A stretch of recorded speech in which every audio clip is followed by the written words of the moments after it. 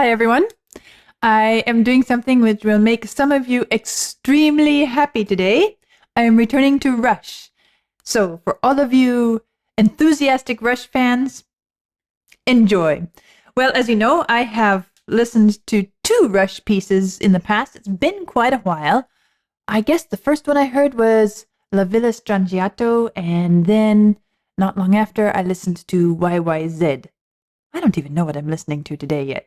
So let's see what I have to read and what shows up on my screen when I turn it on here, and then we'll have some fun listening. Tom Sawyer, released on their 1981 album Moving Pictures as its opener. Tom Sawyer has been referred to by the band's lead singer, bassist, and keyboardist Geddy Lee as the band's defining piece from the early 80s. Record World described the song as a Zeppelin-esque power ballad which breaks into a dynamic, demonic jam. That's almost a tongue twister. The song peaked at number 24 in Canada, number 44 on the US Billboard Hot 100, and number 8 on the Billboard Top Tracks chart. The studio version of Tom Sawyer, despite its popularity, did not see a single release in other territories. In 2009, it was placed 19th on VH1's list of 100 greatest songs of hard rock. Tom Sawyer was one of 5 Rush songs inducted into the Canadian Songwriters Hall of Fame on March 28, 2010. Somehow I missed this idea that a song could be inducted into a Songwriters Hall of Fame rather than the band.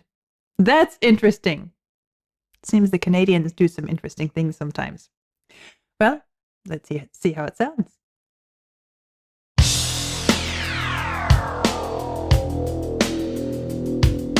A Monday warrior, mean stride. Today's Tom Sawyer, mean pride.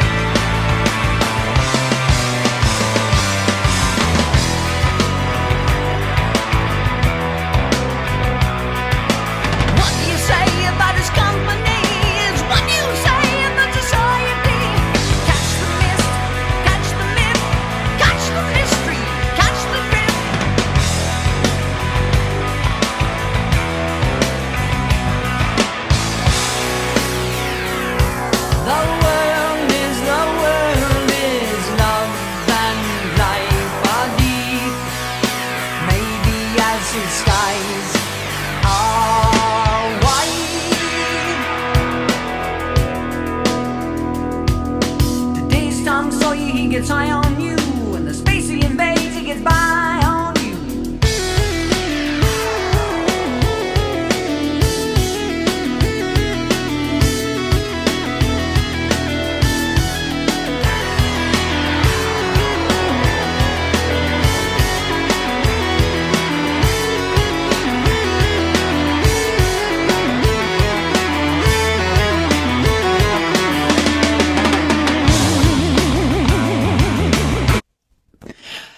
It's been a while since I listened to Rush, and it's all kind of rushing back as I'm listening to this.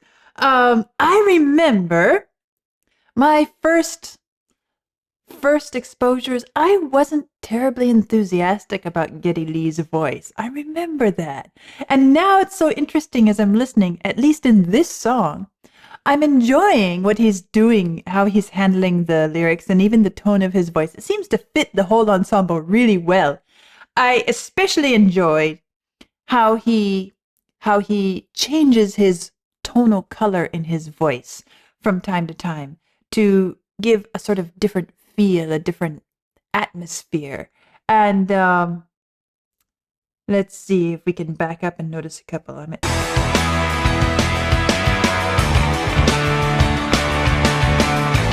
Somewhere in here.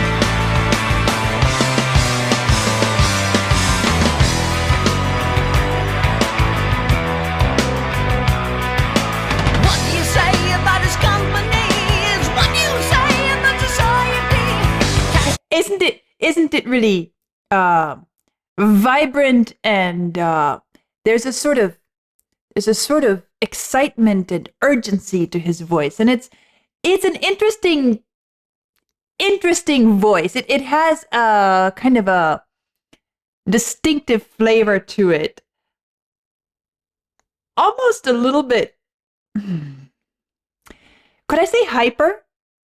It's kind of a funny way of describing it, but it almost feels like, a little bit caffeinated, shall we say. And now let's jump ahead a bit and see if I can find the other verse that I was noticing. Maybe somewhere around here? Let's try this.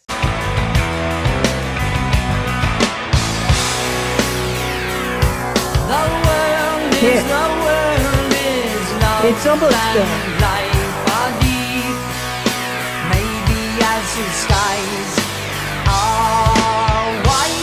I wouldn't quite call his voice there velvety, but maybe a little bit of felt to the or maybe it could be a very short nap velvet ribbon type sound. I'm just trying to come up with ways of describing the different texture and color that his voice gives in different locations, and it's really quite varied. If we jump ahead a little bit further.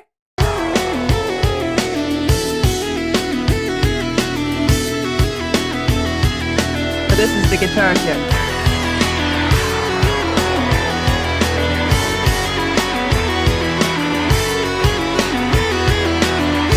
This section is not the vocal section, but it somehow makes me think of some Baroque era music. There's a real clarity to it, and the way they use the different motifs and riffs and so forth. It's a very organized, systematic type of music, isn't it? And yet with this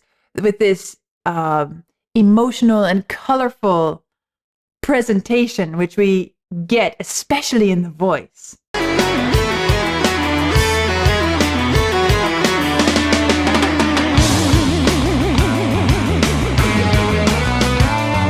Or I might say like Prokofiev, kind of neoclassical.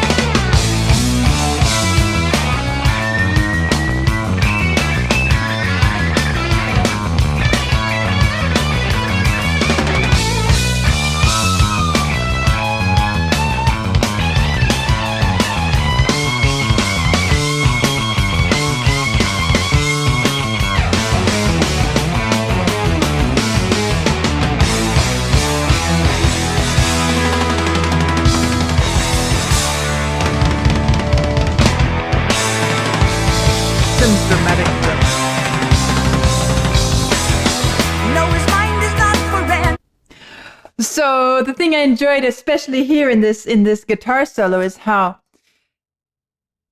the guitar solo had, of course, its should we say, its bit to say, right? It had its little moment. But what was fun to notice here, also going back to this whole neoclassical or even neo-baroque idea, as I said, Prokofiev kind of starts to fit for me. You hear clear other instruments, even in the solo section. It's not just about the solo guitar. Here, the bass.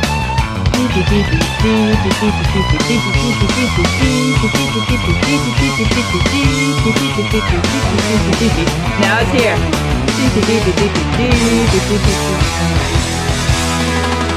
Which is the same figure that was just featuring in the guitar earlier when I was saying it started to make me think of Baroque style music. And so there's this motif which is not really the main riff or the rhythmic riff which we opened with, but it's becoming a really important musical feature and structural design element. And it's really being presented well.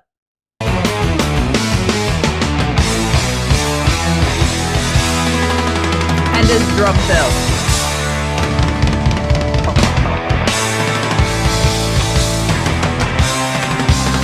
six with all the other crap. No, his mind is not for rent to any god or government. Always hopeful yet discontent. Those changes aren't permanent. Oh, changes.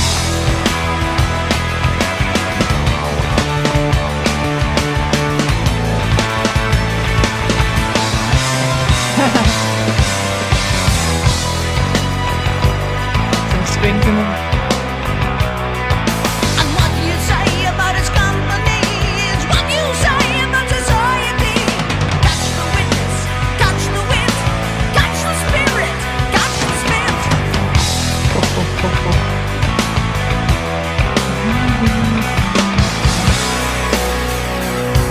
The world is the world. Ah, here comes the warm voice. And life are deep.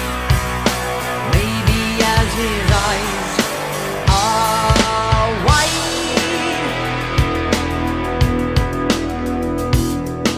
Exit the warrior, today's Tom Sawyer. He gets high on you and the energy you trade. He gets right on to the friction of the day. Here's it.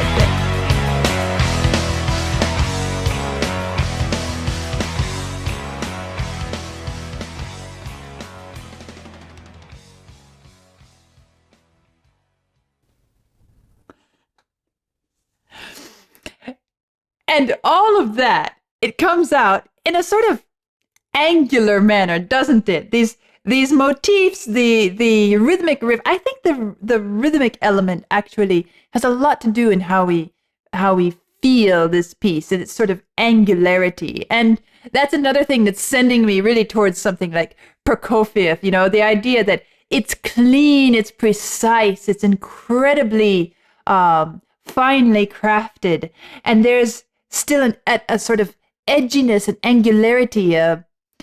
Even when Geddy Lee is singing in his, shall we say, his softer, warmer tone, it doesn't exactly envelop us in a warm, fuzzy blanket, does it? And it kind of suits this song and what the text is, what the lyrics are expressing. I feel like this whole set of lyrics and the message being conveyed is something that's not supposed to be really warm and fuzzy and comfortable. It's not a rich and luscious feel, but it works so well with this music. And I have to say, those of you who are Rush fans, you certainly know the value of well-crafted music. This whole referencing and creating a sort of modern-day Tom Sawyer is kind of a fun idea. Mean pride, though his mind is not for rent. Don't put him down as arrogant. His reserve, a quiet defense, riding out the day's events.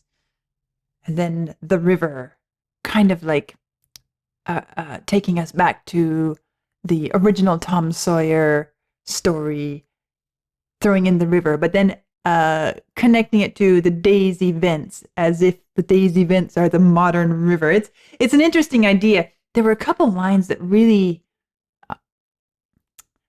pleased me for no grand reason. I liked this one. He knows changes aren't permanent, but change is. I think that is a really nice play on words and ideas, and changes are not permanent, but change is. Great line from my perspective. And of course, this sentiment, his mind is not for rent to any god or government, always hopeful yet discontent. And that's what comes before he knows changes aren't permanent.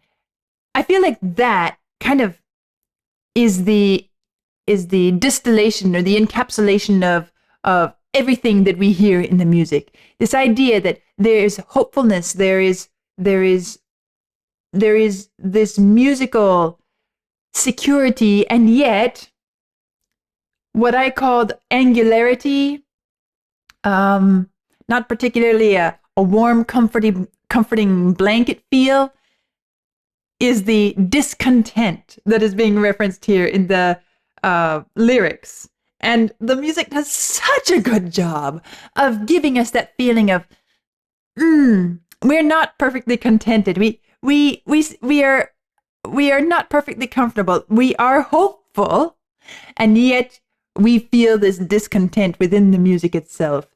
And it's this